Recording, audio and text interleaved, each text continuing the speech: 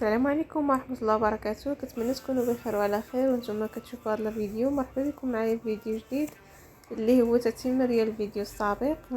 هذا الفيديو غنكمل فيه الطلبيه ديالي اللي هي تشكيله ديال الحلويات لواحد السيده. غنكملها 3 ديال الشكيلات اللي هما خفافين ظرافين. الشكل الاول السميده، الحلوى ديال السميده والكوك بواحد الطريقه جديده، والشكل الثاني اللي هو واحد الشكل ديال الشوكولاط خفيف على البارد. باش نحضر هاد الحلوى كنحتاج فواحد الاناء 2 بيضات بحراره المطبخ، قبيصه ديال الملح، معلقه كبيره مربى الليمون.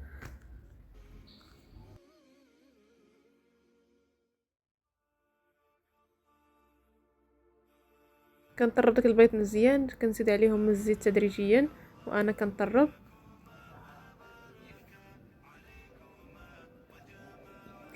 كنزيد عليهم واحد كاس ديال السكر، المهم السكر كيبقى على حسب الذوق. عندي واحد كاس ديال الفاني وكاس ديال الكوك. كنعمل الكاس الاولاني ديال سميده وكنطرب، وكنزيد الكاس ديال الثاني السميده عاد ضيفوها تدريجيا، حيت كاين سميده كتشرب، كاين سميده اللي ما كتشربش. عندي هنايا واحد الكيس ديال خميره الحلوى 8 غرام، وغنعمل هنايا واحد مبشور ديال الليمونه ومبشور ديال البرتقاله ما بانليش في الفيديو. كنزيد هنايا السميده ديالي، انا كنزيد بشويه بشويه حتى نحصل على عجينه متماسكه. انا هنايا هاد الحلوى درت لي 4 ديال الكيسان ديال السميده مع كاس ديال الكوك. كنخليوها ترتاح واحد 5 دقائق عاد تشرب شويه. كندهن يدي بالماء زهر وكنكور هذاك الحلوى وكننزلها في الكوكو، نفنده في الكوكو.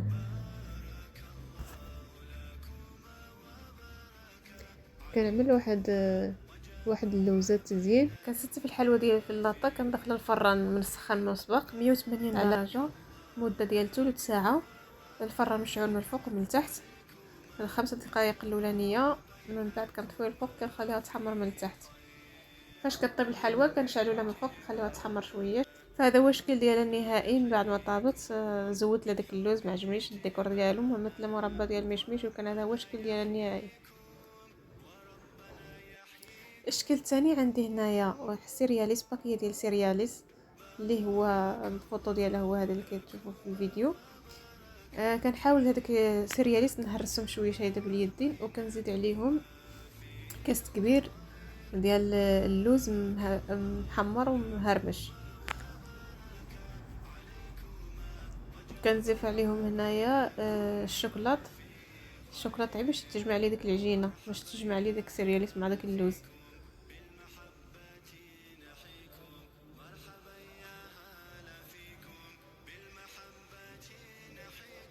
هنايا زيت شويه ديال الشوكولات باش تجمع لي العجينه. هاد الشوكولات كان بقى لي مزوق بواحد الحلوى، زيدته هنايا في هذا الشكل باش نجمع، باش تكون عندي واحد العجينه متماسكه.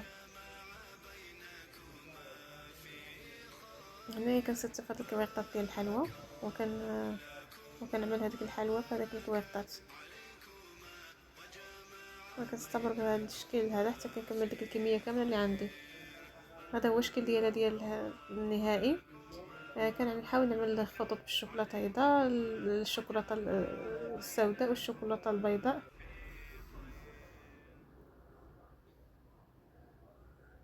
فكنحاول نزيد هنايا الخطوط ديال الشوكولاته البيضاء.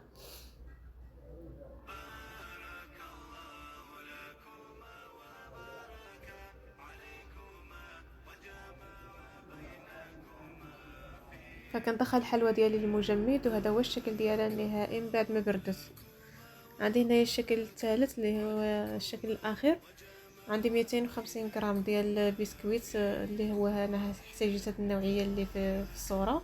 وعندي 250 غرام ديال الكاوكاو مطحون، الكاوكاو مهرمش محمر ومهرمش، يعني بحال الحبيبه ديال سكسو، وكنخلط بالشوكولات.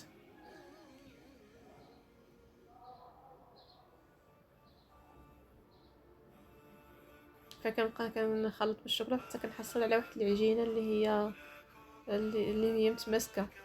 كنجيب هذا المول هذا كنستف هذاك الفواكه المعسله اللي الزبيب، شريحه، البرقوق، المشماش اللي كان عندكم عملوه.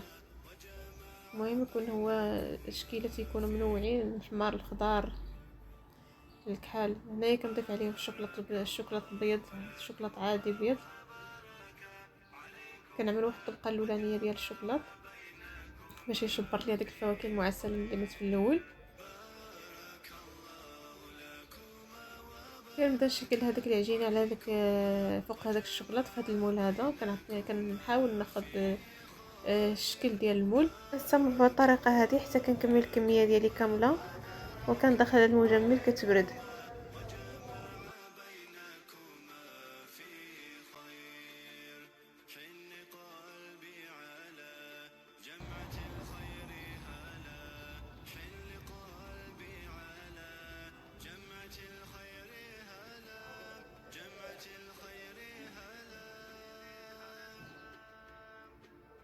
فالحلوى ديالي من بعد ما بردت خرجتها. كاين هذا هو الشكل ديال النهائي من بعد ما بردت. هذا الشكل كيجي راقي وساهل، ما فيهش شي مقادير بزاف.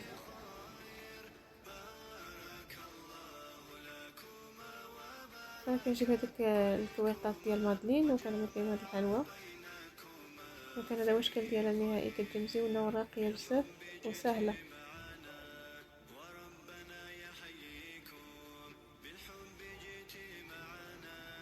فكانت هذه هي التتمه ديال الفيديو. كنتمنى يعجبكم هذا الفيديو ويكون خفيف الظريف عليكم. وما تنساوش تشتركوا في القناه وتشجعوني باللايكات والتعاليق ديالكم وتحفزوني باش نشر المزيد.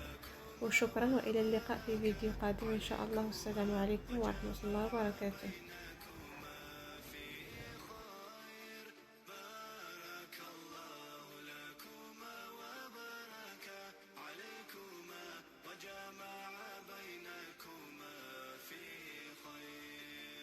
مرحبا يا هلا فيكم بالمحبة نحييكم. مرحبا يا